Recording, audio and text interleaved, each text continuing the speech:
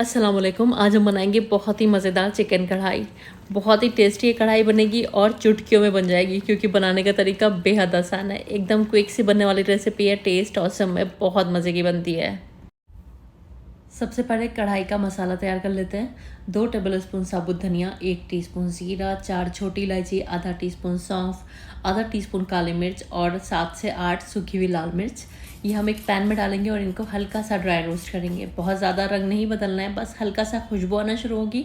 इसको एक प्लेट या बोल में निकाल लेंगे और इसको थोड़ा सा ठंडा करके मिक्सी में डालकर इसका एक पाउडर तैयार कर लेंगे। और इस तरह ज़बरदस्त हमारा कढ़ाई का मसाला तैयार है। बहुत ही मज़े का ये मसाला है, तो इसको बनाकर अभी साइड में रख देते हैं। अब एक कढ़ाई ले लेते हैं। लोहे की है तो यूज़ कर लीजिएगा, बेस्ट रहेगी, वरना फिर जो भी आपके पास अवेलेबल है वो आप यूज़ कर सकते हैं।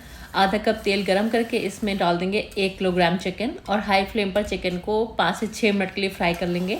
जब तक चिकन ऑफ वाइट नहीं हो जाता है तब तक हम इसको फ्राई करेंगे। तो यहाँ पर आप देख सकते हैं 6-7 मिनट में ये ऑफ वाइट हो जाएगा। 2 टेबलस्पून अदरक लहसुन का पेस्ट, 1.5 टीस्पून नमक, 1 टीस्पून भर के कश्मीरी लाल मिर्च और आधा टीस्पून इसमें डाल देंगे हल्दी का पाउडर। कश्मीरी लाल मिर्च से कलर अच्छा आएगा, लेकिन आप चाहे तो इसके भी कर सकते हैं। नमक टेस्ट के अकॉर्डिंग बाद में एडजस्ट कर लीजिएगा। वैसे 1.5 टीस्पून एकदम परफेक्ट था। अब हाई फ्लेम पर इसको भून लेते हैं।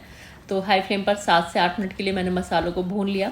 अब हम इसमें टमाटर अरेंज कर देंगे। 4 टमाटर हैं, वज़न में 350 से 400 ग्राम थे। पहले टमाटर की जो ऊपर की स्टेम है वो हटा दीजिएगा, फिर टमाटर को 2 हिस्सों में काट लीजिएगा और इस तरह से अरेंज कर दीजिएगा चिकन के ऊपर। अब 15 मिनट के लिए धीमी आंच पर इसको पका लीजिएगा। गैस की फ्लेम को बिल्कुल धीमा कर दीजिएगा। आप देखेंगे चिकन और टमाटर अपना पानी रिलीज़ कर देंगे, तो अलग से पानी डालने की आपको इसमें ज़रूरत नहीं है। तो लो फ्लेम पर तकरीबन 15 मिनट मैंने इसको पकाया है।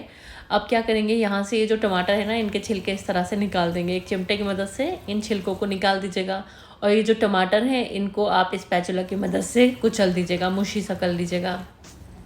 15 से 20 मिनट में टमाटर हमारे एकदम सॉफ्ट हो जाएंगे। तो ये जो है ना बहुत आसानी से मुशी हो जाते हैं। इस तरह से स्पैचुला से आप इसको प्रेस कर देंगे तो ये यहीं पर ग्रेवी के अंदर मुशी हो जाएंगे। सारे टमाटर को मुशी कर दीजिएगा अच्छी तरह से। अब गैस के फ्लेम को हाई कर दीजिएगा और जो हमने कढ़ाई का खुशबूदार सा मसाला तैयार किया ना, वो इस टाइम इसमें हम डाल देंगे और गैस की फ्लेम को हाई रखना है हमें। और यहाँ पर हमें खूब अच्छे से चिकन को भूनना है। भूनने के दौरान ही इसी टाइम पर हम इसमें आधा कप के करीब दही डाल देंगे। तो ये बहुत खट्टा दही नहीं है, ऑलरेडी हमने टमाटर यूज़ किए हुए हैं, तो दही जो है बहुत खट्टा मत लीजिएगा, ताज़ा सा लीजिएगा। अब गैस की फ्लेम को हाई करके खूब अच्छे से इसको भून लेंगे। तब तक भून लेंगे जब तक इसमें से ऑयल अलग नहीं होने लगता है। तो यहाँ पर आप देख सकते हैं चिकन खूब अच्छे से भून चुका है और इसी भूनने के दौरान ना जो चिकन होता है ये पूरा गल जाता है, क्योंकि पहले भी हमने ढककर पकाया है और इस ग्रेवी को ड्राई करने में भी ये अच्छा खासा गल जाता है। अब ये मैंने आधी शिमला मिर्च इसमें डाल दी है, लंबी लंबी काट कर। अगर है तो डाल लीजिएगा, अच्छी खुशबू आती है शिमला मिर्च की कढ़ाई के अंदर। और बस 2 मिनट के लिए हाई फ्लेम पर इसको और हमें पकाना है। आप चाहें तो इस टाइम पर इसमें थोड़ी सी ग्रेवी कर सकते हैं। आधा कप के करीब पानी डालकर इसको धीमी आंच पर पकने रख दीजिएगा 4-5 मिनट के लिए।